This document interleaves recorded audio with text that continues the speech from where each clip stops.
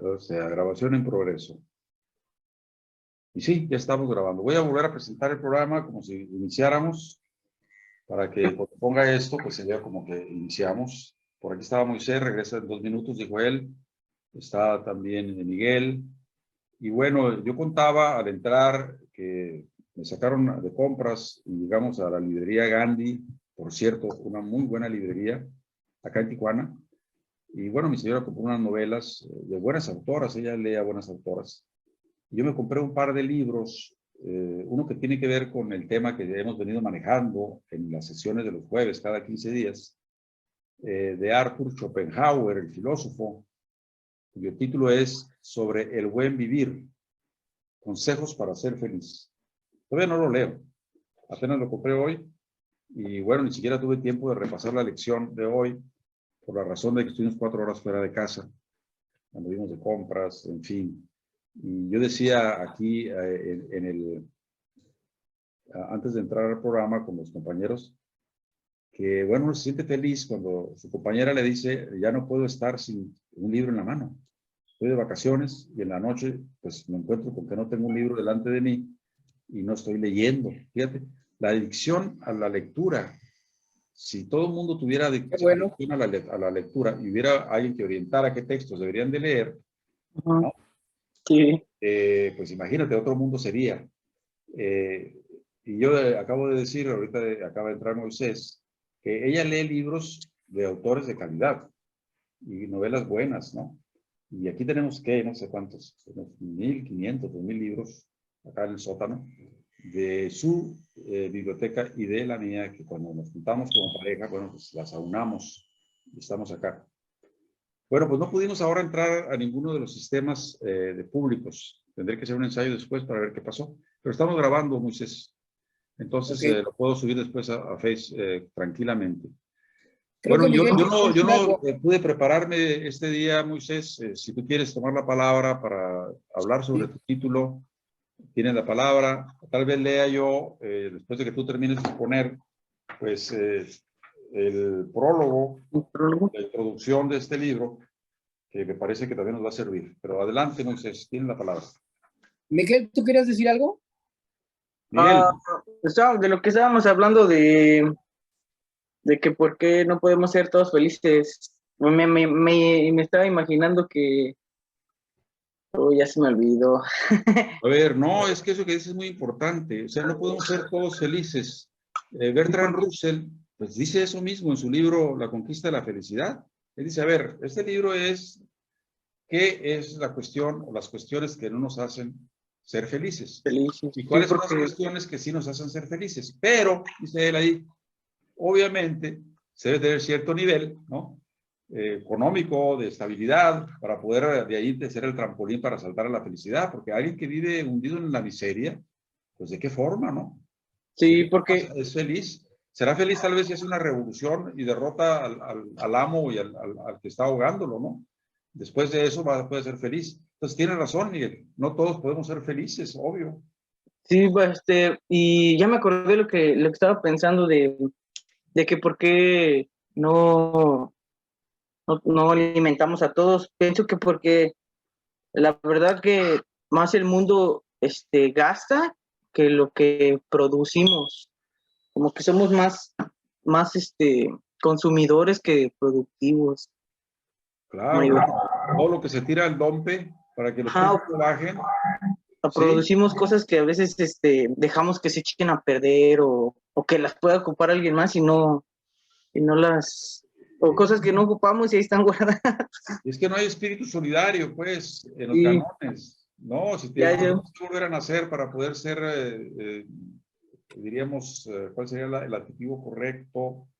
Nobles, prudentes, humanos, porque en la fiebre del oro, en todo tipo de oro, el oro negro, el oro amarillo, el oro de los dólares, el oro verde, del maíz y el frijol y de las grandes producciones, todo ese oro que se va a los bolsillos y a la bolsa de Nueva York, pues ahí se queda, pues. Y si hay que tirar al mar grandes toneladas de leche para que el precio no baje, se tiran al mar, pues. El interés es el del mercado, no es el interés público social, ¿no? Sí, Entonces, por eso no hablábamos. podemos ser felices. Habría que cambiar, ¿verdad? Como decía el viejo filósofo moderno, don Carlitos Marx, había que poner la dialéctica de pie, la dialéctica de Hegel, para poder interpretar el mundo y transformarlo. Habría que, como decía aquel físico, a ver si me recuerdan cómo se llamaba, denme un punto de apoyo y muevo el mundo. Ah, pues el punto de apoyo de Marx, esa palanca, era invertir la propiedad privada en propiedad pública para que todos fuéramos felices. Y bueno, esto dicen los que tienen la palabra y tienen los medios de comunicación, que es la utopía. Bueno, pues, cuando se desate la guerra tercera, pues la utopía obviamente va a desaparecer con todos lo que esté en el mundo. Y por eso nosotros los humanistas tenemos que empezar a quebrar piedra en el sentido de la pensadera. Pues. Sí, estaba pensando otra cosa también de que cómo no hemos o no se ha podido o no se ha hecho pensar como cada generación, ¿no? La generación que viene, ¿por qué no salvar como algo? Como estábamos hablando de hace rato de lo de Troya, que antes era como los imperios robaban para tener más, ahora es como cada individuo hace eso como para tener más que el otro. Pues Pero además siguen siendo iguales de ladrones los imperios. Pregúntale a Inglaterra, ¿no? Ahora sí, mismo aparte de lo eso que ha también, hecho con el oro de Venezuela. O sea, son unos ladrones, pues. Entonces, sí hay mucha sigue la mata desigualdad. dando en el sentido de la heroicidad de los gandallas, pues. ¿Quién es el héroe? Pues el que mata más indochinos, ¿no? Espérame, Sí, pues como con napalm y con armas de tecnología avanzada, pues. Pero hay algo que es más avanzado, que es la conciencia de la gente, la tosudez, la lucha por su tierra, la defensa del honor, el hombre digno, pues el hombre prudente que yo decía, y todavía no encuentro el adjetivo que quiero tomar para decirlo, la bondad. O sí, sea, la bondad bondad. en el hombre, pues hay que conquistar la bondad en el hombre. Que no haya un rencor perruno, sino que si hay una revolución, el revolucionario no odie, sino que vaya a la lucha porque piensa que ese es lo que va a hacer la diferencia, pues. Pero no ¿Qué sé, decía no el Che sé. Guevara? El Che Guevara decía, eh, hay que ir a la guerra con amor revolucionario, no con odio, ¿no? De clase, ni mucho menos. Y él Y era práctico de eso, pues. Pero dinos, Miguel. pienso, bueno, ahorita que estamos hablando de la bondad y a veces luego así también, pues pienso mis ideas, ¿va? Que como, bueno, dice la bondad no está en el hombre, pero a veces pienso que se siente como en el corazón, ¿no? Cuando ves a alguien o alguien te pide como una moneda o algo de comer o algo así. O cuando tú mismo haces como acciones de caridad o que con organizaciones que van y reparten algo o dan algo o así se siente pues, se siente diferente, ¿no? Como si hicieras algo bien o, o apoyar a alguien más, pues a El hacer algo sexto sentido bueno. de la conciencia, claro. La punzada que te da cuando estás haciendo una cosa y sabes tú mismo, en tu interior, Ujú. estás haciendo algo bueno o, en su defecto, algo malo. O Sí, sea, hay un juez dentro de ti mismo, ¿verdad? Por la educación que has recibido, cuando la has recibido, porque si no has recibido educación de ningún tipo, eres un animal, maestro. Un animal que mocha orejas, corta dedos por conseguir el dinero del rescate, pues eso sí sí, son felices y no hacen felices a nadie, ¿no? Sino todo lo sí, contrario. Pero aquel que ha tenido, diríamos, una educación básica, elemental, ya sea religiosa o académica, laica, pues tiene cierto punto de honor con respecto a sus acciones y hay la pulsada que te dice, hey, estás haciendo algo mal, ¿eh? Y cuando sabes que reincides en la maldad, pues te vuelves un ser malvado, pues, y actúas sí. como tal si no hay una dirección de parte exterior, ¿verdad? Adelante, entonces. Fíjate que estaba yo escuchando una entrevista que le hacen al maestro, al doctor Enrique Dussel, ya lo he mencionado antes aquí, a la sazón de el proceso que está viviendo Morena. Y porque tengo entendido, bueno, yo no soy militante de Morena, pero tengo entendido que se están presentando muchas dificultades a la hora de establecer los mecanismos para elegir los candidatos adecuados, ¿no? Para las próximas elecciones. Sí, sí. Y entonces el doctor Dussel dice, más que crear un piso parejo, necesitamos crear, o más que crear un instituto de educación como a la vieja usanza de las ideologías de izquierda, el doctor dice, hay que crear una entidad que eduque al partido en la ética. Me parece muy interesante porque, o sea, es lo que dice, en lugar de ocuparnos de nuevos valores de una ideología o de ocuparnos de problemas tácticos como cuál cosa es más prioritaria que otra o qué persona tiene más look entre la gente, o para él lo más importante es que la proyección de estos nuevos valores dentro del proceso que estamos viviendo sea una serie de valores realmente genuinos. Y me parece muy interesante, esto me parece muy interesante porque de hecho tiene que ver con Aristóteles, cuando Aristóteles dice que la política tiene que ser una ética. Entonces lo que dice el doctor Dussel, no hay que crear instituciones de entrenamiento, o como hacían los rusos, ¿no? Las escuelas de reeducación, o los chinos que los mandaban a campos de trabajo, y ahora te tienes que leer el libro rojo, ¿no? Y te lo aprendes de pe a pa, y las 5 tesis de Mao, y que nos las recetábamos de memoria, ¿no? Está levantando la mano Miguel. Sí, yo quería decir algo de eso, de que como la política, también la democracia, las leyes, como hablamos de los países que abusan del oro y del petróleo de los otros países, se ha vuelto eso, la política ya no hay ética, ya es corrupción, ya no hay un hombre bondadoso también que pueda, que no te exija eso, como dices tú, que te ponga a leer las tesis de no sé qué y el libro de esto, o sigues, es el mismo sistema de estudio pienso que hasta de mis padres, todo el tiempo, la enseñanza, el mismo camino llevamos, y se ha vuelto peor, ¿no? Ahorita en estos tiempos. Bueno, yo creo que le damos la palabra a Moisés enseguida, pero yo quiero reflexionar sobre tu reflexión. Hay que entender que yo vengo diciendo esta frase de días acá. Lo más práctico es la teoría, pues. Si no tenemos una teoría sobre lo que tenemos que hacer para poder hacer un cambio realmente verdadero, si somos un hombre bondadoso, medio tonto, para decirlo amablemente, medio ingenuo, pues tampoco podemos ser el líder que se ocupa. Si hay un líder que no define bien la línea por donde debe de irse el movimiento, pues el movimiento se va para cualquier lado, ¿no? Si no hay un pensamiento, ya no digo único, sino un pensamiento directriz del proceso, de la coyuntura que se está dando, si no hay eso, o sea, hay un pensamiento ningúnico, pues. Y por eso vemos ese desbarajuste en Morena, ¿verdad? Bueno, yo hay estaría de acuerdo todos moles, contigo. todos ponen, todos proponen, todos acarrean, etcétera.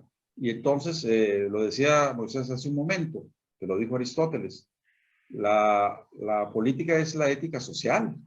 Si en la política no tenemos ética para la sociedad, entonces no somos políticos. Somos contrapolíticos, apolíticos o pérfidos políticos. ¿Me explico?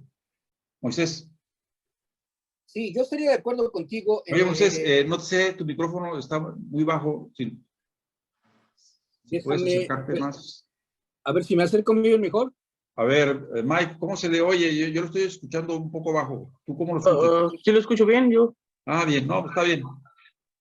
A ver, Adelante, hazte un poquito más para atrás entonces. Si sigue igual que cerca que lejos, más atrás. Ahí está bien. Ahí está bien. Sí. Me veo muy cachetón. Bueno, pues, para que se oiga. No, sí se oye, pero no se oye tan bien como yo me oigo, por ejemplo. Yo tengo un buen micrófono. Bueno, yo estaría de acuerdo contigo en tanto consideramos a la teoría como, en este caso, como una ética. Yo en lo que no estoy de acuerdo en mi experiencia como militante, es que las ideologías hicieron mucho daño a la izquierda en México. yo en ese sentido estaría de acuerdo en generar una discusión que fuera más allá de una propuesta teórica del carácter que teníamos, no sé, las organizaciones de izquierda en los 70s todavía seguían enarbolando el marxismo-leninismo, pensamiento Mao Zedong, y no se pueden repetir modelos así de carácter teórico y aplicarlos a un contexto donde no corresponde a la realidad. Necesitamos hacer un análisis teórico y aplicarlo al contexto de acuerdo a cómo lo estamos viviendo. Precisamente.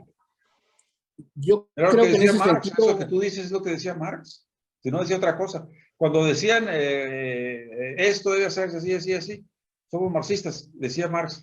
Si eso es marxismo, yo no soy marxista. Eso lo decía el viejo Marx. Sí, por ejemplo, el Stalin reivindicaba el marxismo, pero decía, no, es que el partido es la vanguardia y lo que decía el partido era él, ¿no? Entonces, cuando dice que el partido dice esto, pues es que mis pantalones dicen esto y se hace lo que yo digo. Correcto. Entonces, ahí hay que diferenciar, ¿no? Lo que es lo que entendemos por teoría, habría que aterrizarlo. Pero Stalin, bueno, Stalin no era la teoría, pues. Stalin era el dictador. Entonces, bien, los bolcheviques pudieron haber tenido un buen plan de trabajo con Trotsky, con los herederos de Lenin, pero llegó el matón y mandó parar. Entonces, no podemos confundir la ideología con Stalin. Ah, no, es que si empleamos la ideología de izquierda de aquella época, pues ya ven, Stalin era el pájaro mandón. No, no estamos hablando de eso. Estamos hablando que no se dio el fenómeno de la horizontalidad del poder, como tampoco está dando ahora en muchos países que dicen que van a la izquierda y por eso van a fracasar en su intento para ir hacia allá.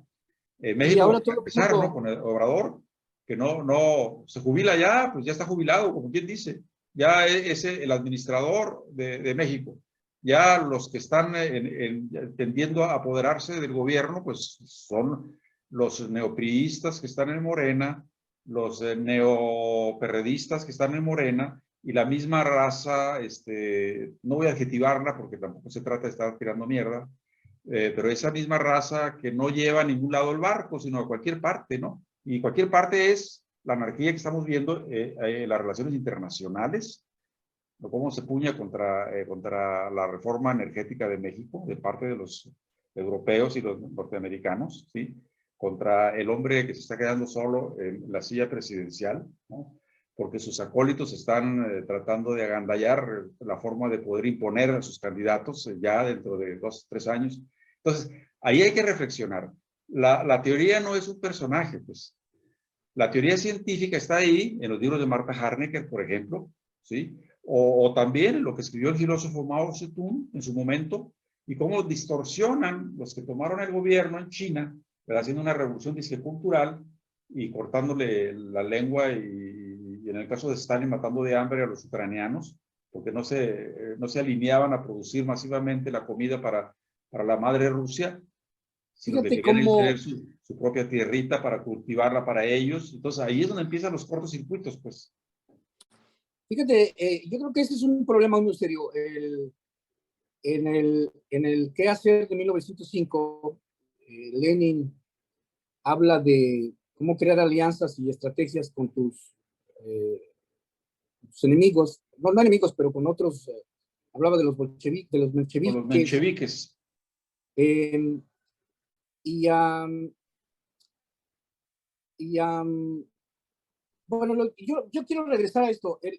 Hay que tener mucho cuidado con esta teoría, lo que se dice de teoría, porque a final de cuentas, insisto, la forma como fueron aplicadas durante cierto tiempo eran como recetas ideológicas que supuestamente iban a funcionar en el contexto de una democracia que ni siquiera se sabía bien a bien qué era, ¿no?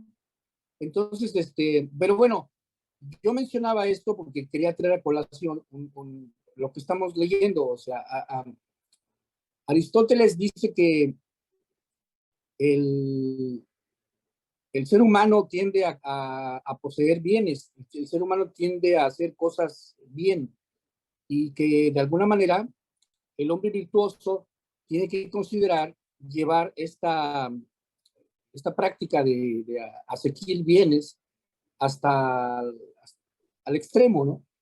Y ese extremo de asequiar bienes sería buscar la felicidad, porque al final de cuentas eso sería como lo más, lo más idóneo, perdón, lo más idóneo para los seres humanos. Estamos Cuando yo hablando del escucho hablar, consumismo. cuando yo escucho hablar al doctor Dussel, yo escucho un poco a Aristóteles, o sea, él dice, a ver, vamos a ver el problema de fondo, vamos hasta el fondo, no hay que verlo por encimita. Este no es un problema de a ver quién va a subir al próximo escalón. Este es un problema de definir un problema muy serio desde su fondo. Y la ética tiene que ser estudiada aquí. Yo insisto, yo no podría ir al partido a estudiar a Marx o a Lenin, no, solamente con el libro 1, 2 y 3 de la ética Nicómaco, con eso sería bueno. Con eso sería suficiente. Yo creo que los Pero también aspirantes puedo leer los 10 mandamientos y por eso todo está bien. El problema no es eso. El problema es que ahora sí te voy a replicar con tu propio Okay. argumento. Dale. A ver, no podemos nosotros estar sujetos a un texto de 5 años antes de Cristo, porque los tiempos, como tú bien lo vienes diciendo, son diferentes. La teoría no es para aplicarla como un axioma, pues, no son matemáticas, sobre todo en ciencias sociales. La interpretación de la realidad, según la óptica objetiva, racional, materialista de los pensadores que vienen del origen de Marx, te dan esa libertad. O sea, tú no vas a decir esto es así porque así lo dijo el santo patrón. No, eso es la iglesia, ¿no? Esa es la teoría teológica, donde todo es lineal y todo es obediencia y todo es la humildad mal entendida, porque una cosa es ser humilde y otra cosa es ser humilde pero destanteado de la cabeza, pues. A ver, Un pero humilde a ver, José, destanteado de la cabeza, pues déjame hacer deja que el lobo se lo coma, pues. Entonces el déjame hacerte humilde una debe ser pregunta. listillo, para ponerle un adjetivo así sencillo. El humilde debe ser listillo, ¿sí? No como el humilde de Madero, que no fue listillo, ¿sí? No como el humilde de Obrador, que tampoco está siendo muy listillo, que digamos, porque cuando dice que todo estuvo bien el sábado pasado, pues todo estuvo mal. Cuando dice que Zapata, que Madero es un héroe, cuando Zapata dice que es un traidor, ahí hay un cortocircuito en las ideas de la Revolución Mexicana, para irnos aquí cerquitas, ¿no? Y no irnos más lejos. Entonces, A ver, por eso la te pensadera voy a hacer una pregunta. Adelante. Cuando los marxistas dicen que solo el partido es la entidad de vanguardia que va a hacer la revolución, ¿eso tenemos que aplicarlo? Bueno, yo acabo de leer este libro que tengo aquí de un compañero, un cientista social que se llama Benedicto Ruiz Vargas, que dice Morena en Baja California, un cambio sin cambio.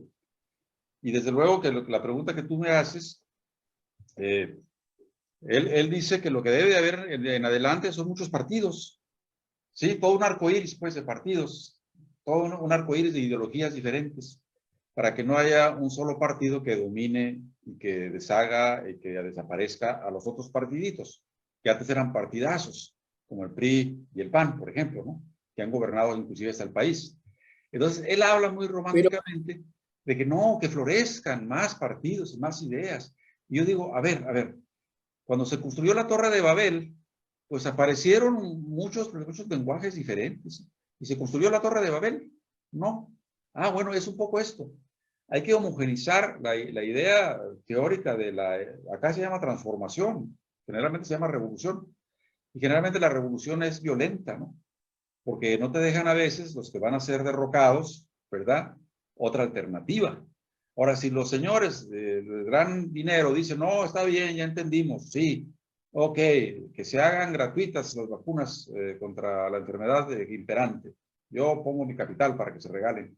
O que abran la biblioteca. ¿Sabes lo que hicieron ahora en Morena? En vez de gastar lo que tú me sugieres en educación, lo que Dussel sugiere, en educación ética, política, para la gente, en forma masiva, en forma ordenada, con textos, con profesionales yendo a las colonias. En vez de hacer eso, se gastaron el dinero en acarrear a la gente en autobuses y taxis de los mismos funcionarios que ya han hecho su dinero comprando taxis y autobuses. para llevar a votar a los concejales que van a estar a las órdenes de lo que ellos les digan. Entonces, ahí, como dice otro compañero del Senado, un concejal, es que nuestra tarea es, dentro del partido, convencer a la derecha que está adentro, pues de que entiendan que no es por ahí, que tienen que ser más humanos. Y yo digo, a ver, pues estamos convenciendo también a los grandes capitalistas de que sean humanos. Solamente San Francisco de Asís creía en que el lobo podía cambiar, ¿no? Y hay un poema muy famoso de cómo cambiar al lobo y el lobo no cambió. Entonces, ahí es donde la pensadera, o sea, ¿por qué yo traigo la teoría aquí a la mesa? Bueno, si tú no tienes, voy a poner algo muy elemental, si tú no tienes un plano y etapas para la construcción de un edificio, el edificio nunca se construye, maestro. Si además no tienes el capital para construirlo, pues tampoco se construye. Si además eres un artista y quieres ponerle florecitas al edificio y eso va en detrimento de la sustancia del edificio, que es darle techo, seguridad, higiene a la gente, pues tampoco va a servir el edificio. Entonces, por eso, quien se sienta a planear un edificio de 7, 10, 15, 20 pisos, figúrate, no estoy hablando de los edificios que están aquí atrás de donde vivo, ¿sí? Que valen $300,000 cada departamento. No, estoy hablando de los millones de departamentos que se hicieron en Venezuela y que no se hicieron en la orilla de la orilla de la orilla de la ciudad. Se hicieron ahí a un lado de Caracas, maestro, con agua, funcionales, no eran pichonavits como los de México, con 2 cuartos, una sala, 2 baños, qué sé yo, y además se dieron a precio de posibilidades del laurero. Cuando la derecha quiere tumbar a Maduro, dice, no, eso que les dio Maduro, eso no es suyo, eso se va a meter al mercado. Y quien pueda pagar esos departamentos que están en un lugar céntrico de Caracas, pues tendrán que pagarlo y pagarlos contra ellos. Pagarlos contra ellos porque entonces ya había una educación de 20 años en la gente, pues. Entonces, a eso te refieres tú, yo creo, cuando dices que hay que educar a la gente. Pero si la gente le das de tutti frutti y de repente llegan los Chicago Boys y llegan los cubanos de Miami y ponen sus radiodifusoras y llevan su capital, invierten, hacen un partido como los que hay por acá, bueno, pues entonces no vamos a ningún lado, pues. Sigue la mata dando, sigue el sufrimiento, se disloca la razón, pues, la razón política, y con ella se disloca la seguridad, la hambruna, las enfermedades, todo, aunque haya un buen samaritano como Madero y su discípulo Obrador, que quiera hacer una revolución pacífica, porque ahí va. Madero quería una revolución pacífica, también Obrador, ¿sí? Son hombres de paz, pues. Y no resultó, pues, ese es el problema, que no está resultando. Yo no convoco a la guerra, lo que convoco es a una, como dice Dussel, a una revolución de las conciencias, pero en serio, no en el discurso demagógico de ahí de los patrones de Morena, ¿no? Una revolución de las conciencias se hace no poniéndose en posición de loto e inspirando que venga el espíritu. No, esa se hace con cuadros de un partido bien formado, con una dirección correcta y que vaya planteando esto por etapas. Porque si no hay ese partido, ayer lo comentaba con Eliseo Peñaflor en mi programa de ayer, de los miércoles, si no hay un partido que organice, oriente, eduque, pues el movimiento va a resultar cachirulo. El movimiento de Regeneración Nacional va a resultar cachirulo, porque no va a ir a puerto en la nave que está ahorita dirigiendo el capitán Andrés Manuel López Obrador. Y si la filosofía no tiene que ver con esto, pues yo no sé qué tiene que ver con esto. La filosofía busca la verdad verdadera, ¿no? Las esencias de los fenómenos, no solamente naturales, sino también sociológicos. ¿Y quién ha escrito sobre eso? Bueno, ahí no tenemos que irnos a esos filósofos que nos pueden reorientar. Ahorita no tengo en mi mente, tú dirías, a ver, dame un decálogo de filósofos que, bueno, a lo mejor tú puedes tener más porque tú tienes estudios superiores en filosofía. Bueno, José Luis, vamos a regresar al... A ver, no, estamos en el asunto. ¿De qué forma la teoría ayuda a la práctica? Bueno, pues enhebrando la teoría en base a lo que otros han pensado antes que nosotros. Aquí levanta la mano Miguel de nuevo. Adelante, Miguel. Adelante. Mike. Yo estaba pensando en no sé cómo se llama, ¿cínico? La escuela cínica o uno de los cínicos de la política mexicana. ¿A qué cínico te refieres? No, en el filósofo. ¿no? Es un filósofo también, ¿no? O pensador del... Creo que hay una corriente que llamaban cínicos, de los presocráticos, creo. Aquí Moisés, que es máster en filosofía, nos puede orientar.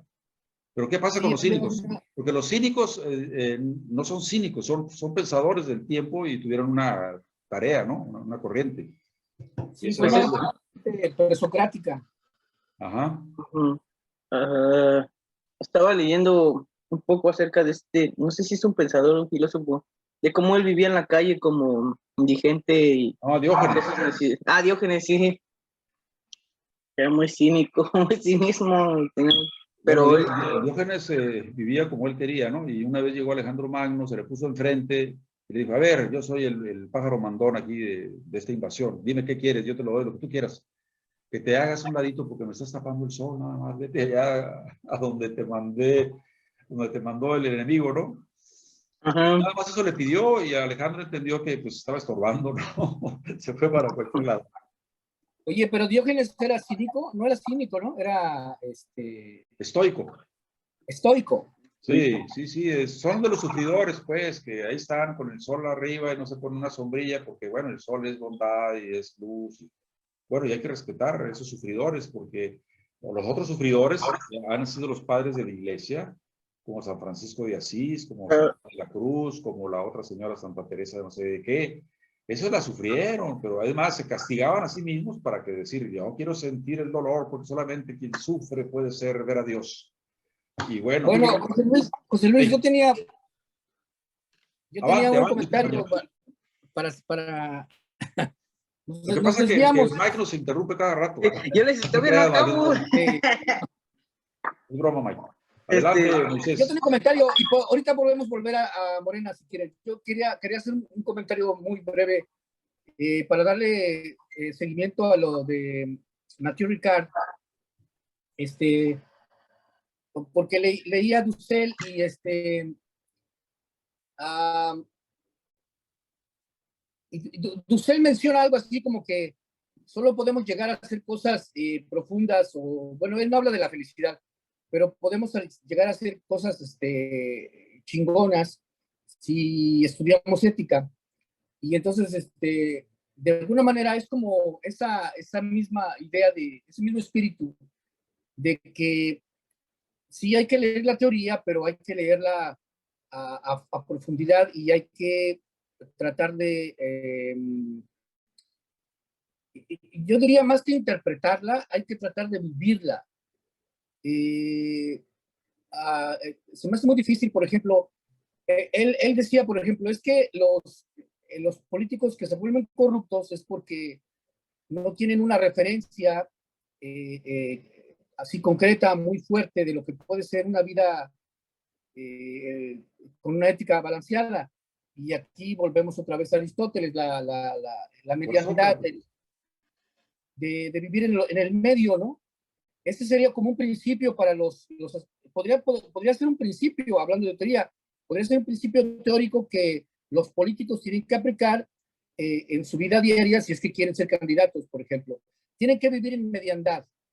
A ver, y vamos a probar esto, vamos a probarlo, a ver si es cierto que Aristóteles tenía razón. Claro que van a haber algunos que por ahí digan, no, es que mi balanza está chueca, se va de este lado, ¿no? Bueno, hay una señora muy política que su esposo era más política que ella y ella le decía, es que esto que vas a hacer no es lógico. Y él le contestaba, un cuate de izquierda, que era muy amigo de Cuba, le decía, no, es que política no hay lógica. Ah, caramba, no, no hay lógica. Y tú acabas de decir algo que Sócrates lo dijo también. Quien no conoce la virtud, pues delinque. Y por ejemplo, Delgado, maneado y yendo al seno de la corrupción, el PRD y del PRI y todo, pues no conocen la virtud, pues, por lo tanto no pueden operar virtuosamente y actúan pragmáticamente. Y luego te dicen desde sus alturas, es que tú no eres pragmático, eres teórico y además eres de izquierda, fuchi, ¿no? Eso acá en el norte, ¿cómo? Te dicen eso, pero y luego te remangan, te dicen, no, y además no tenemos mayoría. Pues, ¿cómo chingado tú vas a tener mayoría si estás acarreando a la gente en camiones con la torta y con una feria de por medio? Si eso es mayoría, pues yo soy Napoleón. Si eso es democracia, pues yo soy, ¿qué? Venus, venusino. Entonces, están fuera. Yo acabo de celebrar eso que pasó el sábado. el acarreo, porque se desnudaron a los ojos de todo el mundo. Se avergüenzan los mismos priistas que todavía se pertenecen al PRI, no los que se brincaron a Morena. Se avergüenzan los panistas que todavía pertenecen al PAN, no los que se brincaron a Morena, de que ellos hicieron cochinadas, pero no tan grandes y tan obscenas y tan vistas como lo acaban de hacer ahora. Entonces yo digo, estamos con todo el luto que tenemos por la antidemocracia dentro del partido, festejando de que se desnudaron, ahí están. El problema es que luego el pueblo dice, pues son iguales, maestro, igualitos que el PAN y que el PRI. Cuando lo mencioné ayer y ahora lo traigo también porque es ilustrativo, cuando lo del señor de las ligas, Bejarano y su socio IMAS salieron con paquetes del Calimax repletos de billetes, ¿sí? La vergüenza para los perredistas. Oye, eso no debe pasar en el PRD, está el PGD, de jefe de la Ciudad de México. ¿Cómo es que él no estuvo vigilando a su gente para que no hicieran esas pendejadas? Agrégale que el tesorero de la Ciudad de México se llevaba dinero los fines de semana a Las Vegas para apostar con dinero del DF. ¿Cómo es que no lo estuvo supervisando, pues? Y esto lo traigo a colación, porque el que no conoce la virtud, pues no puede ser virtuoso. Adelante, Moisés. Bueno, también me salgo del tema muy pecho.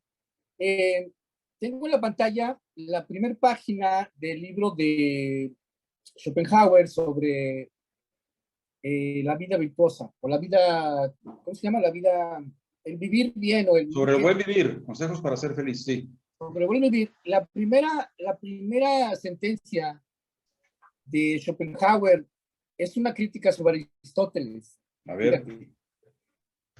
Aristóteles ha dividido los bienes de la vida humana en tres clases: los exteriores, los del alma y los del cuerpo. Conservando la división en tres, digo que lo que diferencia la suerte de los mortales puede reducirse a tres condiciones fundamentales: lo que uno es, lo que uno tiene y lo que uno representa. Esto es lo que dice Schopenhauer. Según mi interpretación, que hace mucho que no la reviso, Schopenhauer va a llevar estas premisas para decir que los seres humanos no podemos ser felices, que no es posible una felicidad completa, en contraposición a lo que dice Aristóteles. Ahora, quiero leer otra cosa que dice Aristóteles en el libro primero. Dice: la felicidad y la buena suerte. De ahí surge la dificultad de si la felicidad es algo que se puede adquirir por el estudio, o por la costumbre, o por algún otro ejercicio, o si sobreviene por algún destino divino, o incluso por la suerte.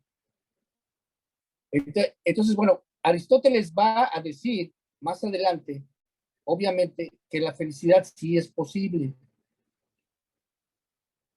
Y yo quería mencionar esta cita porque en el libro de Mathieu Ricard que hemos mencionado, la primera premisa que levanta Mathieu Ricard es de que la felicidad sí es posible, y es posible a través de un ejercicio largo, mesurado y consciente de ciertos problemas psicológicos que plantea después. Entonces, todo el rollo de la felicidad, desde mi punto de vista, radica en que el planteamiento del problema de la felicidad, desde antes de Mathieu Ricard, radica en que no era posible. O sea, todo el mundo decía, no, es que no podemos ser felices completamente porque por una razón o por la otra. Entonces yo creo que es muy importante, yo creo que el libro de Mathieu Ricard es muy importante porque hasta donde yo veo es la primera respuesta tajante, deliberada,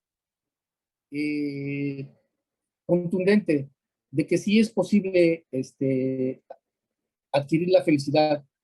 Ahora, aún en circunstancias adversas. Aún en circunstancias adversas, sí. Ahora,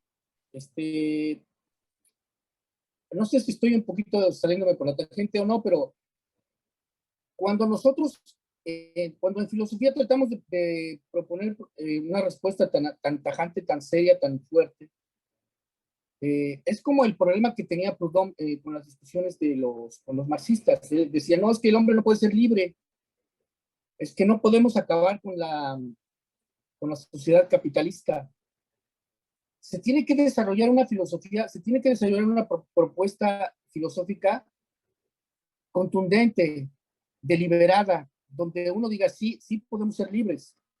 Si no hay esa aspiración, no sé si hay, creo que lo decía Borges, si no hay esa aspiración en filosofía, pues entonces no llegamos a ningún lado. Es como... A eso vamos, sí. O sea, has tocado el punto que hemos venido tocando. Dice el dicho, el que poco tiene nada merece. Si no hay una condición humana, vamos a decir lo que Ana por ahí también escribía, si no hay una condición humana que sustente la posibilidad de un salto cualitativo, pues entonces no hay salto cualitativo. Si un solo pensador allá arriba de una piedra traduce de forma científica el asunto de cómo podemos trascender, bueno, pues se queda predicando en el desierto. Si esto es social, somos gentes sociales, no somos nosotros nada más, no somos individuos ya, somos sociedades, ¿no? Cuando alguien dice en su discurso, lo escuché en el héroe colombiano del que voy a hablar el 10 de agosto, Gaitán, cuando él dice, yo ya no soy Gaitán, yo soy un pueblo, ¿sí? Lo repite también Chávez en sus discursos, ¿no? Yo ya no soy Hugo Chávez, yo ya soy un pueblo. Entonces, cuando ya la conciencia empieza a devolverse del cuate consciente que está liderando un movimiento y el pueblo lo asume como un reto junto con su dirigente, entonces hay posibilidades de un salto cualitativo. Independientemente que se venga la avalancha de la contrarrevolución, ¿sí? Independientemente de eso, que también puede vulnerarla, pues se ha vulnerado esto en la historia latinoamericana en diferentes épocas, pero tanto va el cántaro al agua que se rompe. O sea, tú puedes engañar a la gente un poco, puedes engañar a más gente un poco más tiempo, pero no puedes engañar a toda la gente todo el tiempo. Son palabras de Lincoln, por cierto, ¿no? A la gente no la puedes engañar todo el tiempo. Cuando ahora está sintetizándose la información y hay periodistas con un teléfono como este, gente común y corriente, empieza a haber una fiebre de conocimiento de los sucesos y a sacar juicios de valor, y entonces empiezan a causarse la sociedad por el rumbo de sobrevivencia. Ya no digo de ir al paraíso, sino de sobrevivencia. Y si la humanidad sobrevive, a mediano plazo seremos felices todos, ¿sí? Porque se va a condicionar la natalidad, como ya se está haciendo en China. En China no puedes tener más de 2 hijos. Se va a racionalizar la comida, como se debe hacer en los países productores de comida, que no produzcan para el mercado, para que se lo tira al río, para que no baje el precio, sino que produzcan para sustantivar las necesidades de la gente, que se produzcan la casa del hombre a precios posibles, sin importar el precio de mercado. Oye, pero le vas a dar en la madre a los bienes raíces. Bueno, ¿qué le dio la madre a la economía estadounidense hace poco? ¿Verdad? El soltarle a la gente que no podía pagar casas a muy alto precio, y bueno, quebraron los que tenían la casa y los que vendían las casas, y el gobierno tuvo que salvar a los bancos. Eso es irracional, pues. Entonces, si la irracionalidad sigue gobernando, pues va a haber muchas más bajas, ¿sí? Y todo porque no nos ponemos a pensar, fíjate, de aquí viene esto, ¿no?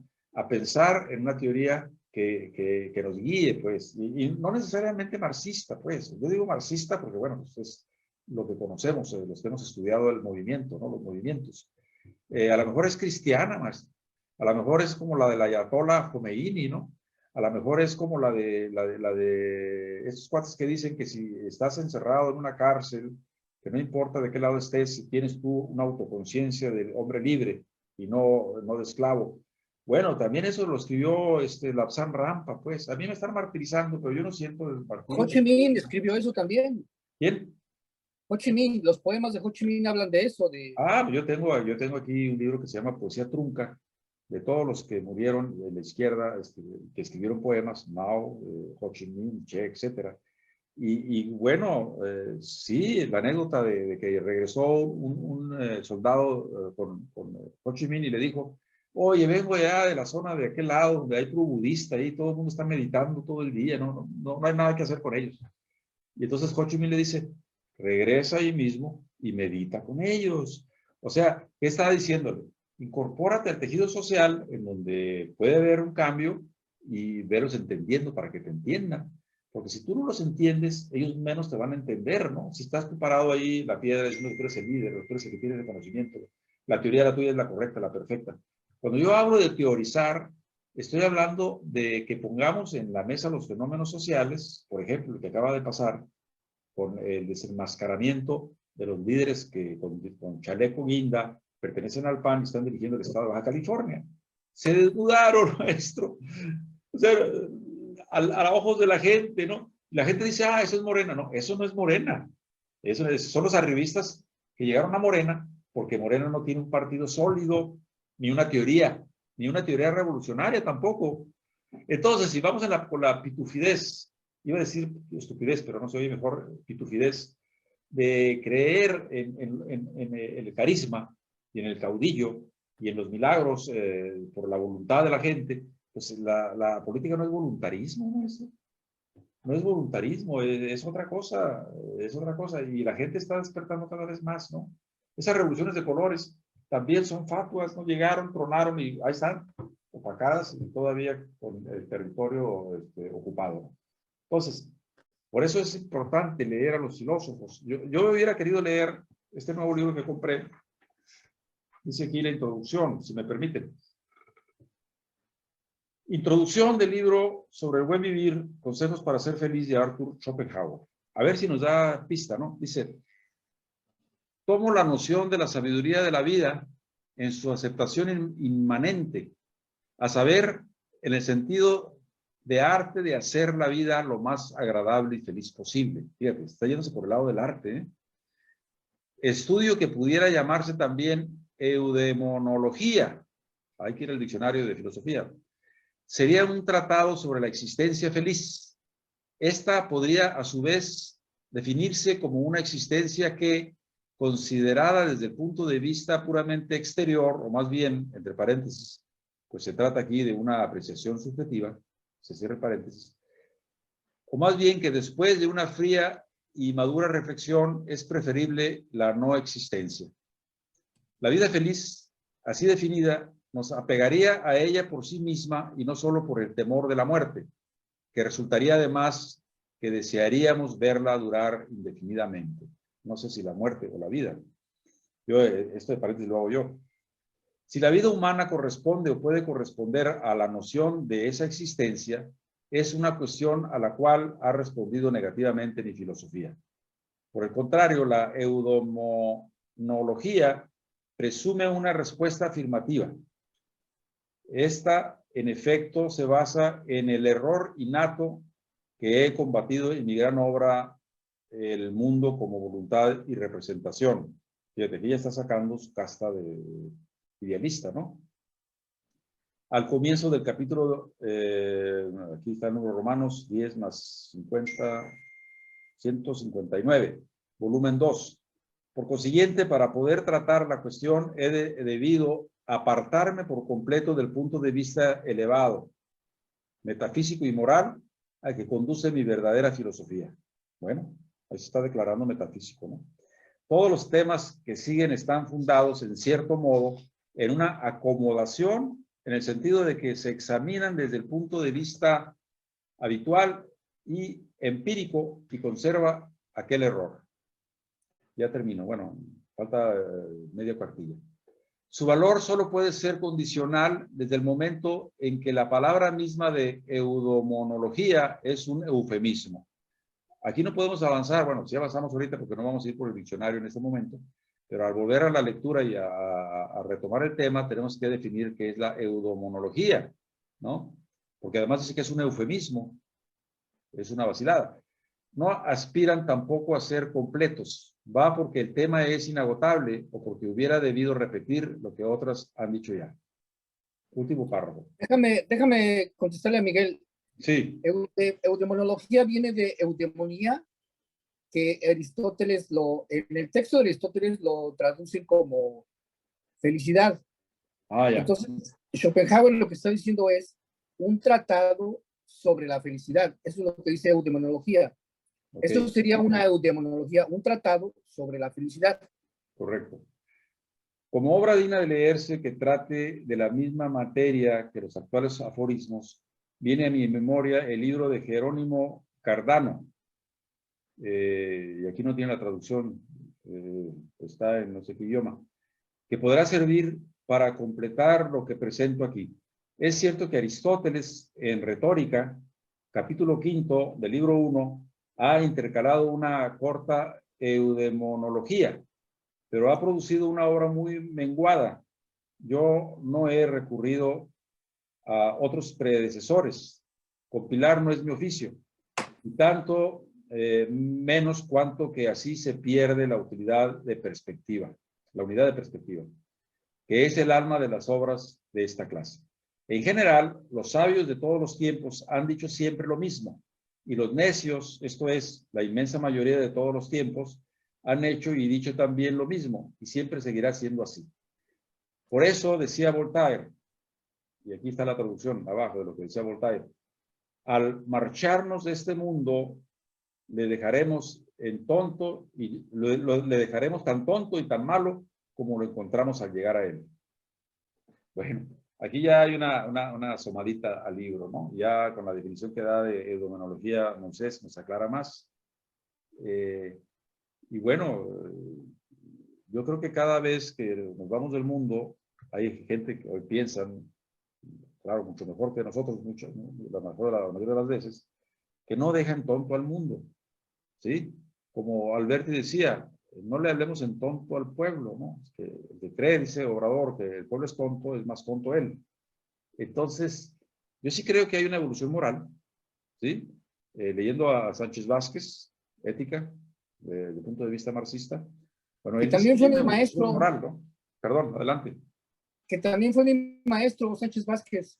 Sí, bueno, es una eminencia, tiene un libro sobre ética, otro sobre estética, bueno, es un filósofo, creo que español, venido a México, que ya se nos murió, pero ahí está su obra, por lo tanto no está muerto, ¿no? Y podemos, fíjate, hay que acudir a lo que a veces caricaturizan, sobre todo los que no leen, sobre todo los que están en el poder, sobre todo los que tienen mayoría, por los embustes que hacen, hay que volver a los textos, pues, y empezar a confrontarlos con la realidad, como una herramienta de ensayo. Y de ahí habrá que leer más a Dussel, que es el ideólogo, diríamos, de la Cuarta Transformación, pero que también se va por la calle en medio y que celebra que hay un movimiento multicolor como el de Morena. Y yo digo, yo no lo celebro tanto, porque más vale paso calmado que trote que canse, ¿sí? Y ese paso calmado es refrendar la estructura de un partido, porque con el partido somos, sin el partido no somos, sin el partido no vamos, sin herramienta del partido no construimos. Hacemos una especie de, ¿cómo diríamos?, de farsa, pues, en donde se visten de democráticos. Tú no sé si has visto, no creo que lo hayas visto viviendo allá, un anuncio donde sale delegado. Termina diciendo amor con amor se paga, y que todo salió bien y que vamos bien. Yo digo, a ver, ¿cómo vamos bien si vamos mal, no? O sea, hay que empezar a entendernos. ¿Cómo decimos que un héroe es un héroe? ¿Quién dijo? No es un héroe. Ahí, y lo dice un gurú del alto mando de la transformación. Entonces no se vale jugar con los conceptos. Y dice que al cabo él era bueno, ¿no? Bueno, una cosa es que sea bueno y otra cosa es que sea conejo, pues. Puede haber un hombre bueno listo y un hombre bueno conejo, para decirlo de forma académica, ¿no? Eso de conejo. En fin, pero ya estamos en esto y no me atrevo a seguir leyendo porque creo que tenemos que leerlo primero para luego explicarlo, ¿no? Esos son los filósofos, se meten en cada laberinto. Capítulo 1, y luego viene la introducción. Yo que estaba leyendo el prólogo, ¿verdad? Sí. No, creo que estaba ¿Cuál leyendo. edición tienes? ¿Cuál edición tienes, José Luis? De este libro, Sí. déjame ver aquí, impreso en los talleres litográficos, La Esmeralda.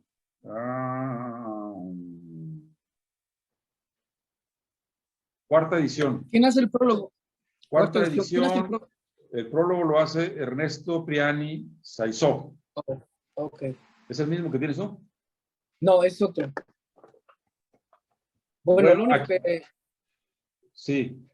Lo único que cambia es el prólogo, pero el libro es igual.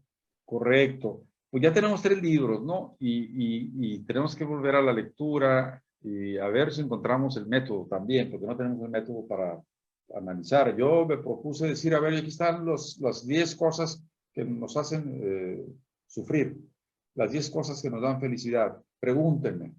Si hubiera aquí una media docena de jóvenes, ¿no?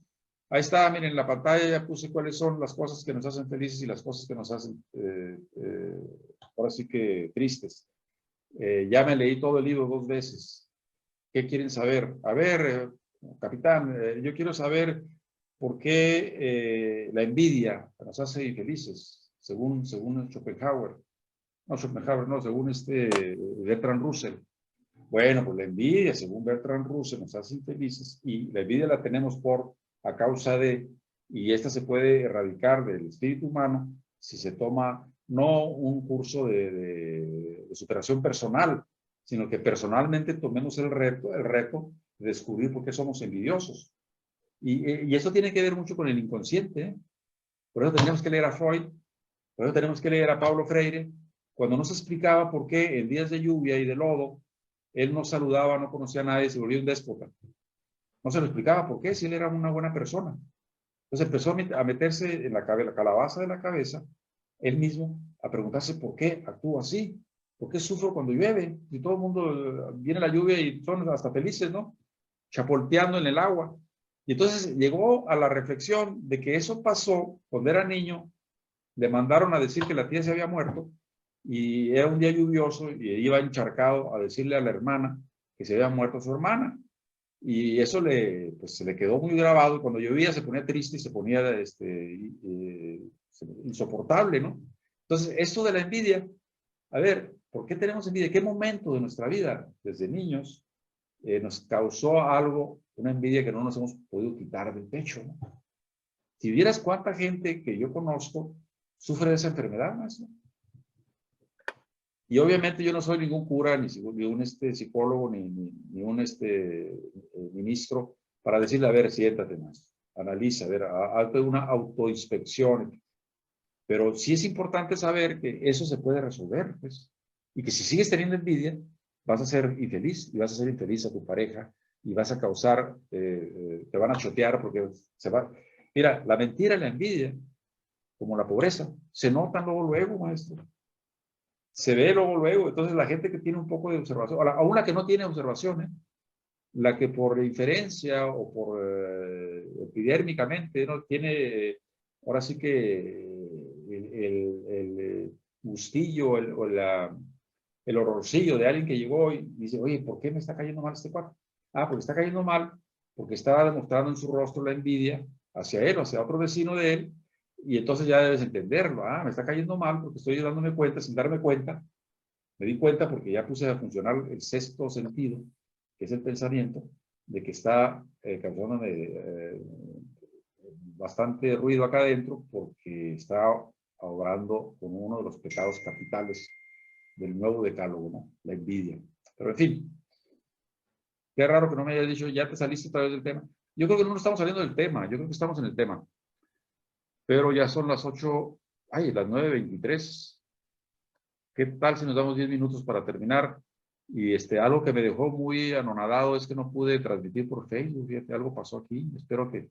Bueno, hace rato que estaba en el restaurante, traté de prender un foco con mi teléfono y traté de meterme a la red del restaurante y le pedía que para poder hacerlo pusiera mi palabra clave de Facebook.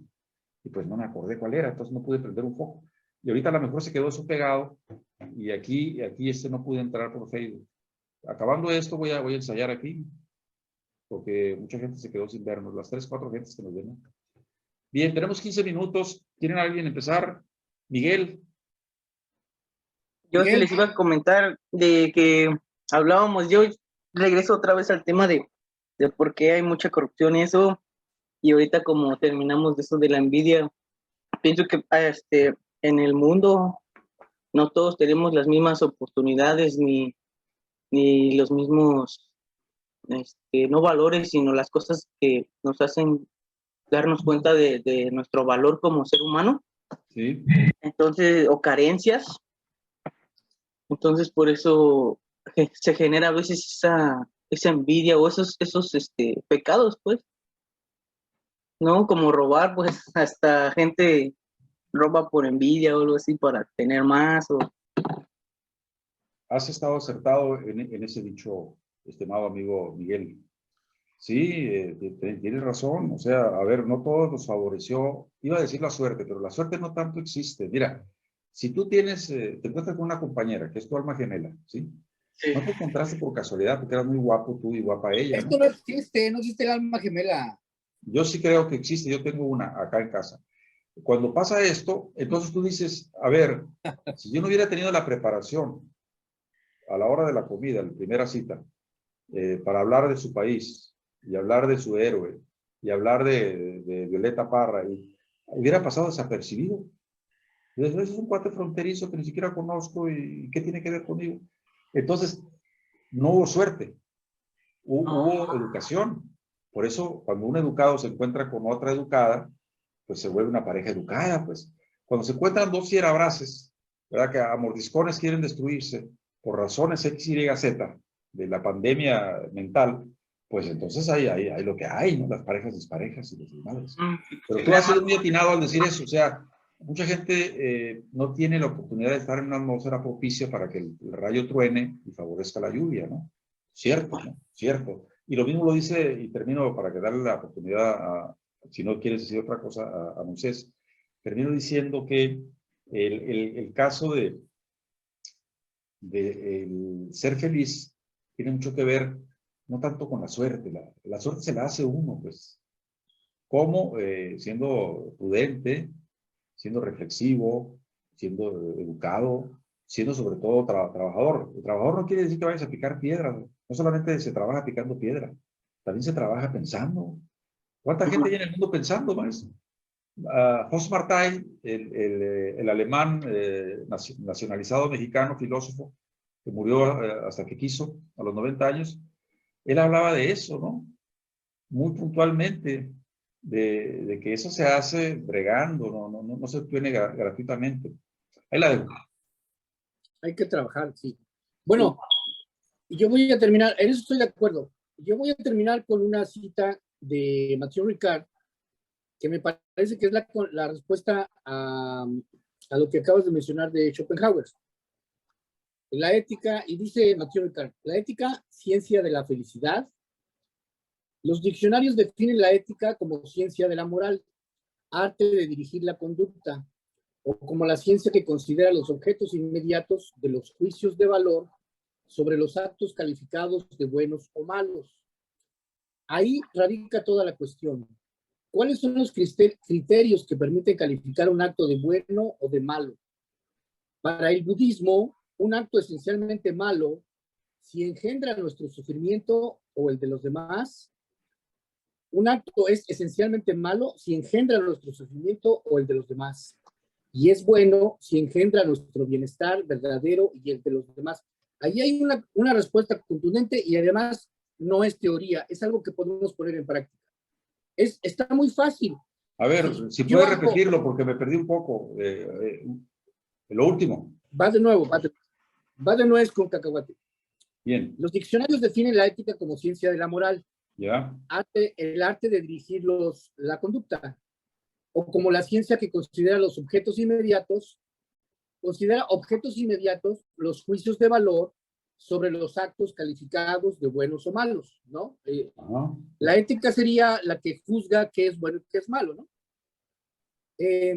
Ahí radica toda la cuestión, dice Mathieu Ricard. ¿Cuáles son los criterios que permiten calificar un acto de bueno o de malo? Sí, esa sería una perfecta respuesta a Schopenhauer. ¿Para qué te vas a explicarlo de manera metafísica y examinas la entidad subjetiva que permite ser un ser humano bueno o malo? No, es un rollo muy teórico. Está en la luna Schopenhauer. Perdón. Para el budismo, un acto es esencialmente malo si genera sufrimiento para él, o para mí o para los demás. Yeah. Y es un acto esencialmente bueno si genera o engendra bienestar para mí o para los demás. En relación a los demás, la motivación altruista o malévola de los actos es lo que caracteriza a un acto. Es decir, el budismo le quita todo esta telarañas metafísica que le ha puesto no solamente Schopenhauer, sino incluso Nietzsche, que le pone ahí que el devenir tiene que ver con los actos y que no sé qué, que no sé cuándo. No. Hay que aterrizar la cuestión. Si tú generas malestar en el otro, es un acto malo. Punto. Pero a ver, ahí yo aplicaría lo siguiente. A ver, si tú a un hermano alcohólico lo enfrentas y le dices que toda su circunstancia, la separación de su familia que se le fue, el malestar físico que tiene cada vez que toma, el que no está realmente en comunidad con su familia, los hermanos y los padres para poder salir del atolladero, pues lo estás haciendo sufrir. Y entonces diríamos en la posición que tú dices que estamos haciéndolo sufrir, por lo tanto es un acto malo lo que estás haciendo. Y no, lo que estás haciendo es tocándole la llaga para que prenda y se note él mismo en el espejo que no está haciendo lo correcto. Y lo estás haciendo sufrir. Oye, cuando tú le dices a alguien que está fumando, oye, deja de fumar. No, haz de cuenta que le pides las perlas de la Virgen. ¿Cómo voy a dejar yo de fumar si yo hago lo que yo quiero? Son mis pulmones. Empieza a enfadarse y a enfermarse de que lo estás tomando del cuello, pues. Entonces, ahí habría que ver que a veces la aguja metafísica, para sacar hebra metafísica, ayuda a irnos más a fondo, pues. Cuando no hay explicación objetiva, natural, entonces empieza la imaginación del filósofo, empieza la metafísica, lo que está más allá de lo físico. Y eso es una virtud que solamente genera el sexto sentido, pues no otro, el cerebro, el pensamiento. Y por eso cuando alguien se reía de los metafísicos en la universidad, cuando yo estudiaba filosofía, yo decía, aguas, maestro, el señor Matalla es metafísico. Y nos dijo en una conferencia allá arriba en la Colonia Juárez, cuando estaba la escuela ahí, que se venía abajo el imperio ruso, soviético. Y nosotros, que éramos de izquierda, decíamos, ¿está usted loco, señor? Eso es irreversible. Y el viejito tenía razón, maestro. Eso es metafísico, ¿sí? Tenía razón, se estaba cayendo aquello, ¿no?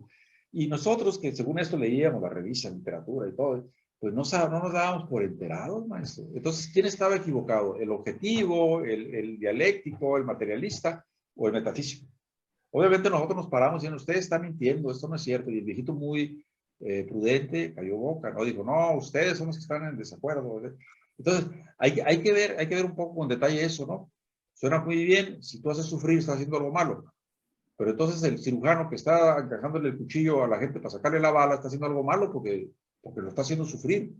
No. Esta sería una respuesta básica, es una respuesta básica a nuestros actos.